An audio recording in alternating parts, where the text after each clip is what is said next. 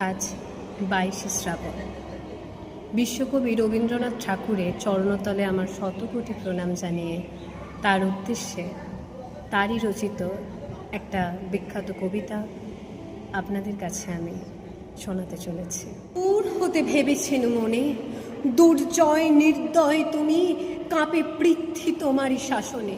তুমি বিভীষিকা, দুঃখের বিদীর্ণ বক্ষে জলে তব লেলিহান শিখা। দক্ষিণ হাতের শেল উঠেছে ঝড়ের মেঘপানে, সেটা হতে বজ্র টেনে আনে। ভয়ে ভয়ে এসেছেন দুরু দুরু বুকে তোমার সম্মুখে। তোমার ভ্রুকুটি ভঙ্গে তরঙ্গিল আসন্ন উৎপাত, নামিল আঘাত।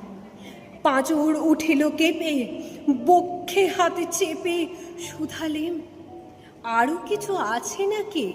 আছে বাকি শেষ বজ্রপাত, নামিল আঘাত। এইমাত্র, আর কিচ্ছু নয়। ভেঙে গেল ভয় যখন উদ্যত ছিল তোমার অশনি। তোমার আমার চেয়ে বড় বলে নিয়েছেন গণি। তোমার আঘাত সাথে নেমে এলে তুমি যেথা মোর আপনার ভূমি। ছোট হয়ে গেছো আজ, আমার টুটিল সব লাজ।